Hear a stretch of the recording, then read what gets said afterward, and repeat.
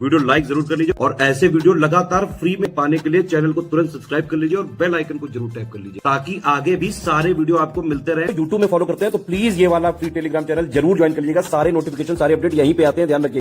Hello everyone, welcome to study for civil services. I am Ichha Mishra और ये हमारी series चल रही है पीसीएस प्रीलिम्स 2023 के लिए मोस्ट इम्पॉर्टेंट टॉपिक्स की। इसमें हम प्रयास कर रहे हैं कि जो भी टॉपिक्स हमारे एग्जाम में आने की संभावना है उन टॉपिक्स को होलिस्टिकली कवर किया जाए।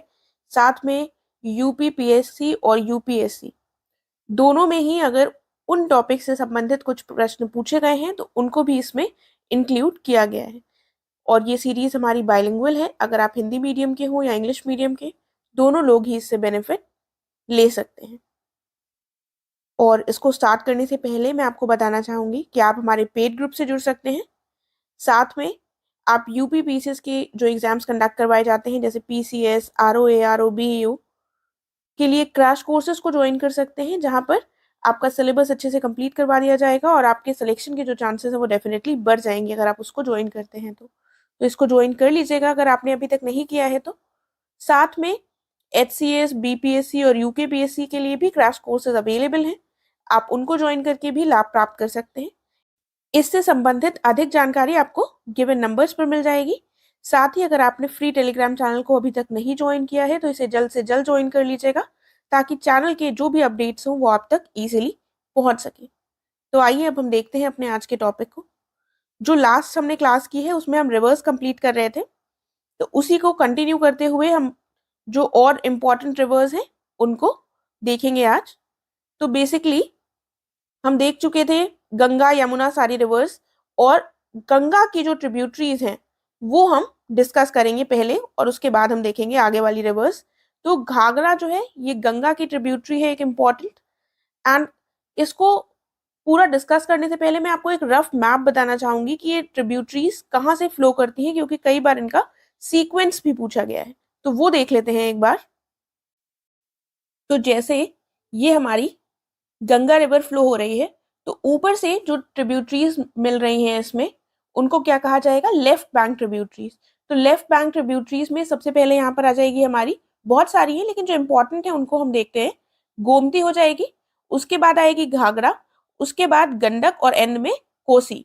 तो सबसे पहले गोमती, फिर घाघरा और फिर गंडक और फिर हमारी कोसी, इस सीक्वेंस में ये मिलेंगी गंगा में। तो इनके नाम हमें पता होने चाहिए क्योंकि इसका सीक्वेंस भी पूछा जा सकता है। और जो नीचे से मिलने वाली नदियां हैं जो राइट बैंक ट्रिब्यूटरीज हैं उनमें यमुना, सोन, दामोदर, ये सारी बहुत इंपॉर्टेंट है। अदरवाइज बाकी हम देख चुके हैं। अब हम देखते हैं इनकी ट्रिब्यूटरीज जो है उनको एक बार डिस्कस कर लेते हैं। तो जो हमारी पहली रिवर है वो है घाघरा। ये ओरिजिनेट होती है मापचुंगो ग्लेशियर से, यानी कि मापचुंगो हिमनद से ये उत्पन्न होती है। ये तिब्बत में लोकेटेड है। ओरिजिनेशन पूछ लिया जाता है इसलिए हमें इसको ध्यान रखना होगा। अब इसकी भी कुछ ट्रिब्यूटरीज हैं जो आकर इसमें मिलती हैं, तो उसके एग्जाम्पल्स क्या हो जाएंगे, शारदा, सरयू, राप्ती, ये इंपॉर्टेंट ट्रिब्यूटरीज हैं घाघरा की। उसके बाद जो शारदा रिवर है ये घाघरा में किस पॉइंट पर आकर मिलती है, तो जिस पॉइंट पर आकर मिलती है वो है ब्रह्म घाट। ठीक है, तो ये ब्रह्म घाट पॉइंट हो जाएगा जहां पर शारदा ज्वाइन करती है घाघरा को। और जो घाघरा रिवर है ये गंगा से कौन सी जगह पर मिलती है, तो छपरा बिहार में ये गंगा से मिलती है। इंपॉर्टेंट पॉइंट्स है, ध्यान रखिएगा। और गंगा की जो लार्जेस्ट ट्रिब्यूटरी है बाय वॉल्यूम वो हमारी घाघरा ही होगी, लेकिन अगर हम देखें second largest tributary by length तो वो घाघरा होगी। और लेंथ वाइज जो लार्जेस्ट ट्रिब्यूटरी है वो है हमारी Yamuna. Yamuna length wise largest tributary है और वॉल्यूम वाइज लार्जेस्ट ट्रिब्यूटरी हो जाएगी हमारी घाघरा। फिर आगे देखते हैं, गंडक रिवर पर आते हैं। गंडक रिवर को नेपाल में गंडकी और नारायणी भी कहा जाता है। ये ओरिजिनेट होती है धौलागिसी से। धौलागिसी ये कहाँ पर है, तिब्बत में है, नेपाल बॉर्डर के पास में। ये गंगा से ज्वाइन करती है पटना में। तो कहाँ पर रिवर ज्वाइन कर रही है वो भी हमारे लिए इंपॉर्टेंट है।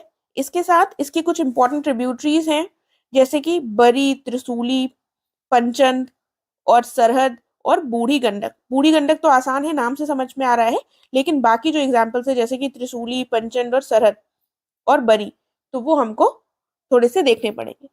इसके अलावा एक और इम्पोर्टेंट पॉइंट इससे संबंधित ये है कि वाल्मीकि नेशनल पार्क जो कि बिहार में है वो इसी नदी के किनारे पर लोकेटेड है। Valmiki national park Gandak river के किनारे पर लोकेटेड है। आगे बढ़ते हैं, गोमती रिवर पे आते हैं। देखिए गोमती रिवर, आपको पता है गोमती रिवर के किनारे ही जो लखनऊ शहर है वो बसा हुआ है। और ये ओरिजिनेट कहाँ से होती है? ये ओरिजिनेट होती है मेन कोट से। गोमत ताल कहा जाता है, ये गोमत ताला लिखा है, गोमत ताल यानी कि गोमत ताल लेक है, जिसको पहले फूलर झील भी कहा जाता था। पीलीभीत में ये सिचुएटेड है, यहाँ से ये ओरिजिनेट होती है। ये क्वेश्चन बहुत बार पूछा गया है क्योंकि ये इसका ओरिजिनेशन हमें उत्तर प्रदेश में ही दिखाई पड़ रहा है, इसीलिए ये और इम्पोर्टेंट हो जाती है। और हमारी जो कैपिटल है उत्तर प्रदेश की वो भी इसी के किनारे पर लोकेटेड है। अगला पॉइंट क्या इंपॉर्टेंट है? अगला पॉइंट ये है कि ये गंगा रिवर से कहां पर मिलती है? तो ये गाजीपुर में। तो गोमती गाजीपुर में गंगा रिवर से मिलती है। और इसकी इंपॉर्टेंट ट्रिब्यूटरी कौन सी हो जाएगी? सई। इंपॉर्टेंट ट्रिब्यूटरी है इसकी सई। आगे बढ़ते हैं, फिर देखते हैं Kosi river. Kosi river originate होती है तिब्बत में और नेपाल में इसको सप्तकोशी भी कहा जाता है। सप्तकोशी इसलिए कहा जाता है क्योंकि ये मेनली फॉर्म होती है 7 नदियों के मर्ज होने से, इसको माना जाता है कि ऐसे फॉर्म होती है। ये सप्तकोशी के नाम से भी जानी जाती है। और कोसी रिवर को बिहार का सौरो कहा जाता है। आगे बढ़ने से पहले मैं आपको बताना चाहूंगी कि स्टडी फॉर सिविल सर्विसेज के द्वारा 780 पेजेस का क्रैश कोर्स शुरू किया गया है, जो कि प्रीलिम्स 2023 के को फोकस में रखकर किया गया है, जो आपका 14 मई को होने वाला है। उसके लिए ये क्रैश कोर्स है स्पेसिफिकली, एंड इसको ज्वाइन कर आप डेफिनेटली अपने सिलेक्शन के चांसेस को बढ़ा सकते हैं। तो अगर आपने अभी तक ज्वाइन नहीं किया है तो तुरंत इसको ज्वाइन कर लीजिए और इन गिवन नंबर्स पर आप कांटेक्ट कर बाकी डिटेल्स की जानकारी प्राप्त कर सकते हैं। अब हम आगे बढ़ते हैं अपने नेक्स्ट टॉपिक की तरफ। कोसी से संबंधित एक इम्पॉर्टेंट पॉइंट और है, वो ये है कि कोसी को सौरो ऑफ बिहार भी कहा जाता है। सौरो ऑफ बिहार किसको का, कौन सी रिवर को कहा जाता है? कोसी को कहा जाता है। इसके पीछे रीजन ये है कि बहुत सारे फ्लड्स का कारण होती है। एनुअली जो बिहार में फ्लड्स आते हैं उसके लिए रिस्पॉन्सिबल कोसी रिवर रहती है बिहार में। तो ये क्वेश्चन बहुत बार पूछा गया है, इसको याद रखिएगा। अगला देखते हैं, अगली है शारदा रिवर। जो शारदा रिवर है इसी को काली या फिर महाकाली रिवर कहा जाता है, इसी के दोनों नाम है। और ये ओरिजिनेट होती है काला पानी उत्तराखंड में। देखिए अगर आपको याद हो तो नेपाल और इंडिया के बीच में डिस्प्यूट हुआ था, काला पानी डिस्प्यूट भी जिसको कहा जाता है, वो बेसिकली इसी रिवर से संबंधित था। वो डिस्प्यूट भी मैं थोड़ा सा बता देती हूँ क्योंकि कई बार पूछ लिया जाता है, थोड़ी पुरानी चीजें भी, तो थोड़ा सा रिवाइज कर लेते हैं उसको। तो बेसिकली ये जो काली रिवर है ये बाउंड्री यानी कि बॉर्डर बनाती है इंडिया और नेपाल के बीच में।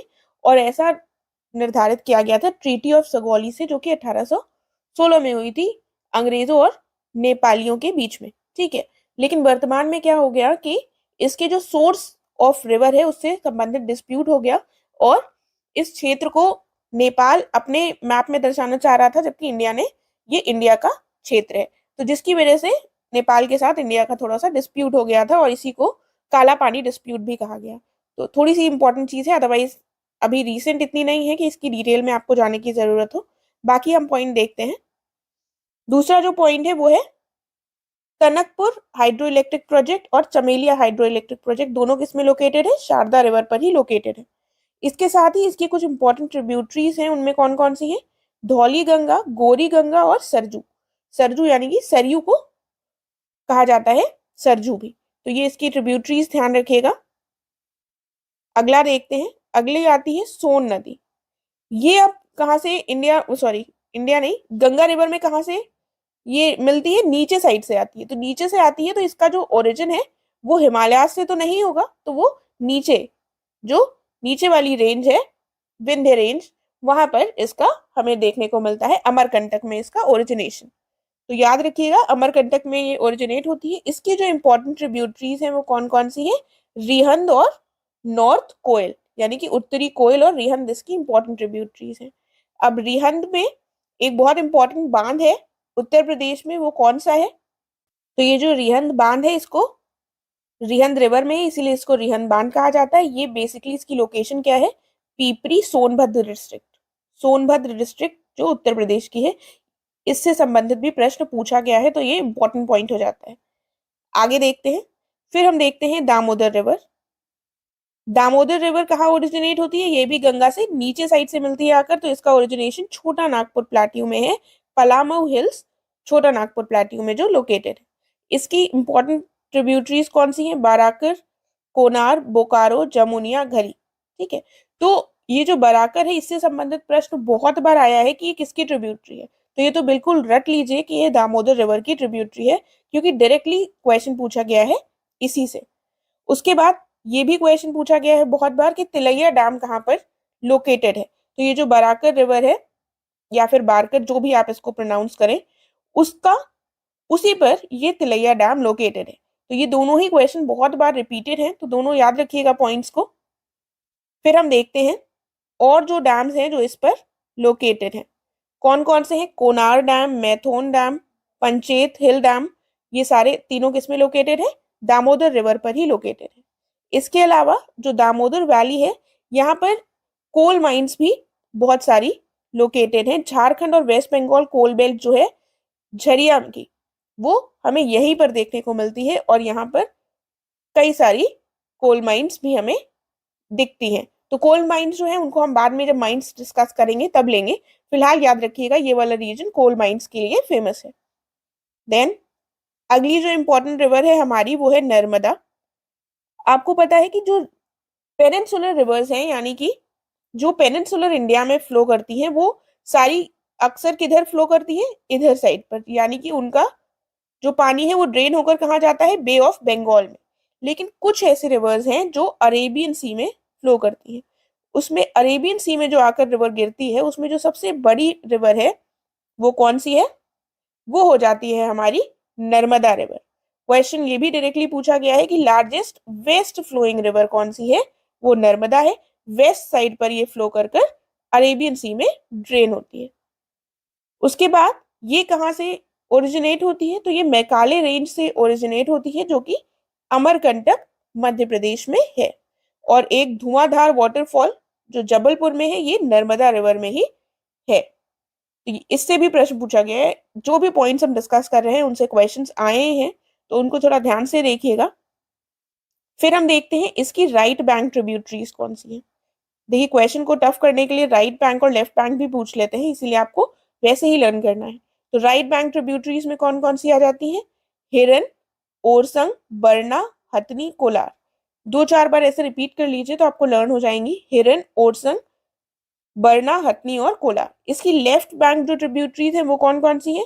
बंजर, शेर, शक्कर, दूधी, तवा, कुंडी। 3 चीजें तो इनके नाम खाने से संबंधित है। एक तवा हो गया जो बर्तन होता है, और दूधी दूध से, और शक्कर। तो ये तीनों हमारी लेफ्ट बैंक ट्रिब्यूटरीज है। इसके अलावा बंजर, शेर, कुंडी, बंजर, शेर, कुंडी जो है ये लेफ्ट बैंक ट्रिब्यूटरीज है। साथ में हम देखते हैं कि ये जो एस्चुरी बनाता है वहां पर कुछ आइलैंड्स भी लोकेटेड है, जिनमें से सबसे बड़ा जो आइलैंड है वो है आलिया बेट। एस्चुरी क्या होती है ये देख लेते हैं एक बार। एस्चुरी बेसिकली उस एरिया को कहते हैं जहां पर जो नदी का फ्रेश वाटर होता है ये आकर ओशियन वाटर से मिलता है, उस एरिया को एस्चुरी कहा जाता है। तो यहाँ पर कई सारे आइलैंड्स हैं, उनमें से सबसे बड़ा कौन सा है? आलिया बेट। इसके साथ जो Indira Sagar hydro electric power project है और Sardar Sarovar hydro electric power project, ये दोनों भी किस पर निर्मित है? ये दोनों भी निर्मित है नर्मदा रिवर पर। ये कहां पर है? कौन सी स्टेट्स में? तो जो ये इंदिरा सागर है जल विद्युत परियोजना, ये मध्य प्रदेश में है। और जो सरदार सरोवर जल विद्युत परियोजना है ये कहां पर है? गुजरात में है। तो ये स्टेट्स इनकी याद रखिएगा कौन सी कहां पर लोकेटेड है। अगला देखते हैं ताप्ती रिवर। देखिए, ताप्ती रिवर को ही तापी रिवर भी कहा जाता है, इसलिए इसमें कंफ्यूज होने की जरूरत नहीं है। तापी भी लिखा है तो इसी का वो नाम है। ये कहाँ से ओरिजिनेट होती है? इसका सोर्स क्या है? इसका सोर्स है मुल्ताई, बैतूल डिस्ट्रिक्ट ऑफ मध्य प्रदेश। और ये दूसरी रिवर है जो कि वेस्ट फ्लोइंग है, यानी कि नर्मदा सबसे बड़ी रिवर है। उसके बाद दूसरे नंबर पे जो बड़ी रिवर है वेस्ट फ्लो करती है, अरेबियन सी में गिरती है जाकर, वो कौन सी है? ताप्ती। ये देखिए लिखा हुआ है second largest westward draining river है ये कवर करती है मैक्सिमम एरिया कौन कौन से जगहों का? सबसे ज्यादा मैक्सिमम एरिया है इसका, इसके अंतर्गत जो आता है वो है महाराष्ट्र का, उसके बाद मध्य प्रदेश और गुजरात का। इसकी जो इंपॉर्टेंट ट्रिब्यूटरीज हैं उसमें आती हैं अरुणावती, अनेर, गिरना, पूर्णा और मोना।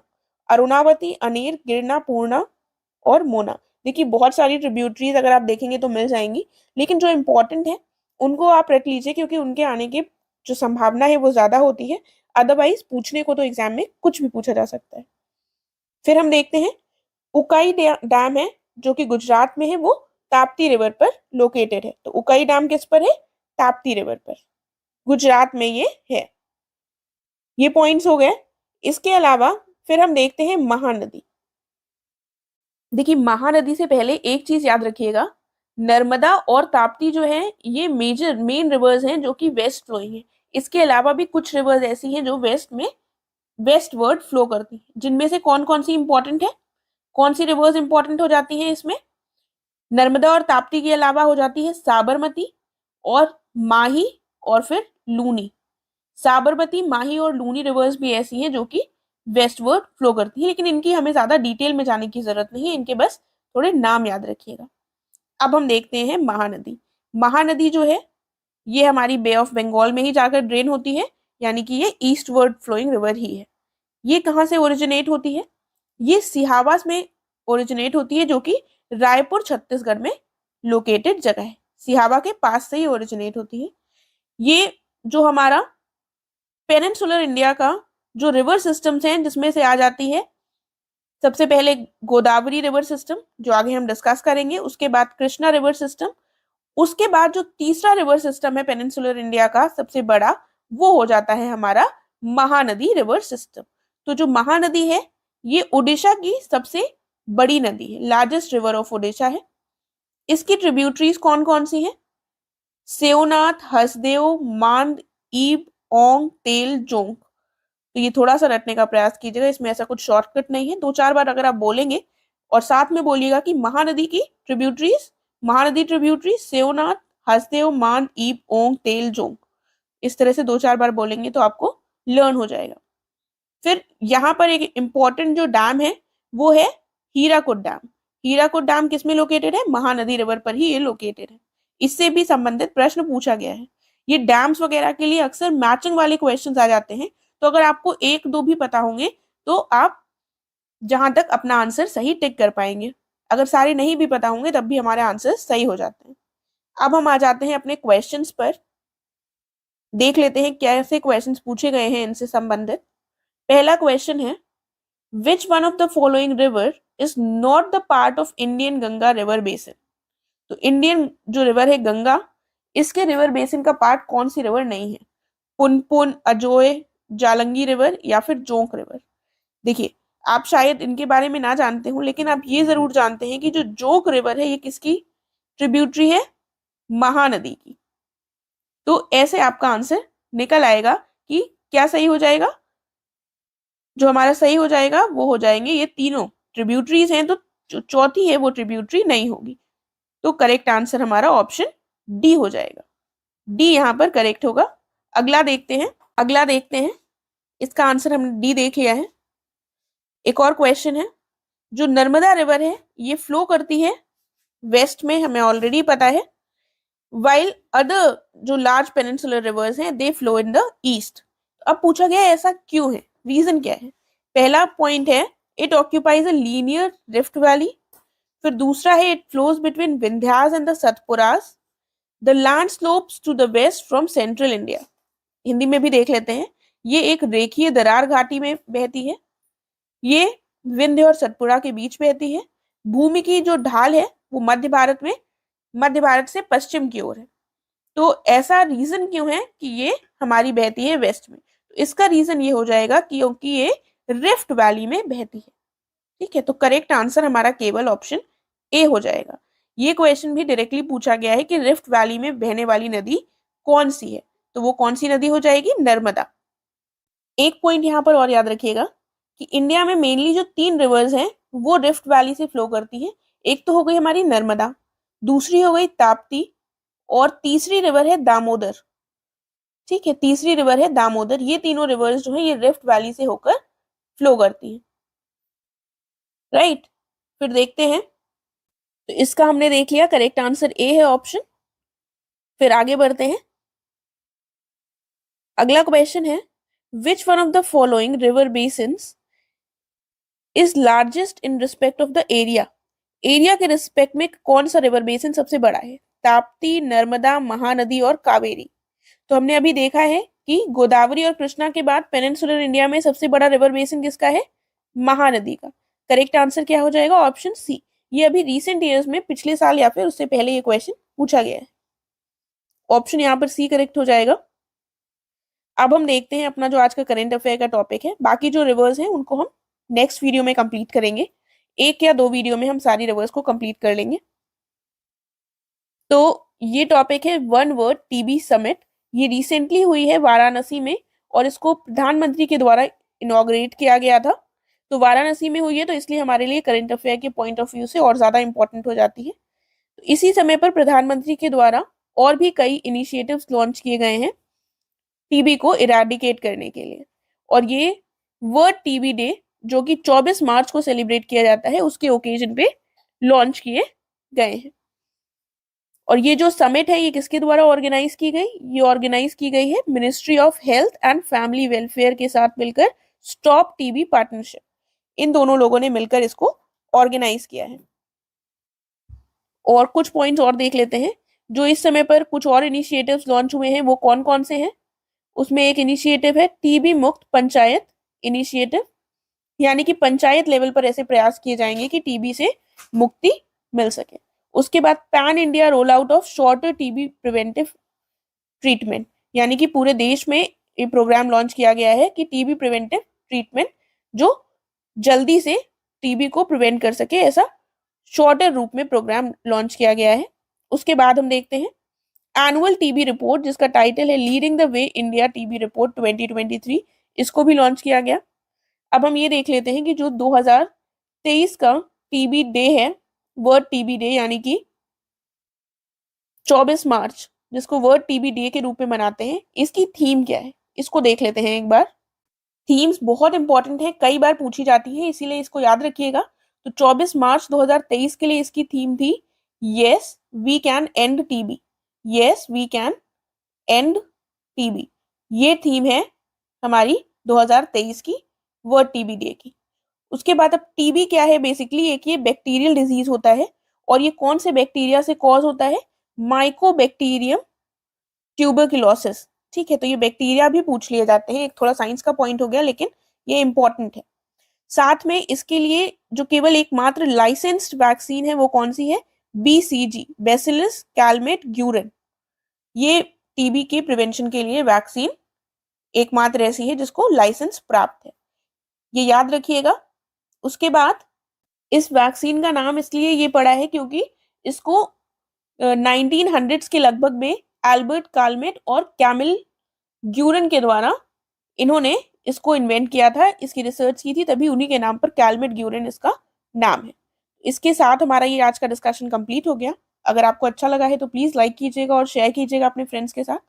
साथ में अगर आपको कोई भी क्वेरी या क्वेश्चन है तो आप पूछ सकते हैं कमेंट कर, मैं प्रयास करूंगी उसका उत्तर देने का। हम अब मिलेंगे अपने नेक्स्ट वीडियो में। Thank you so much.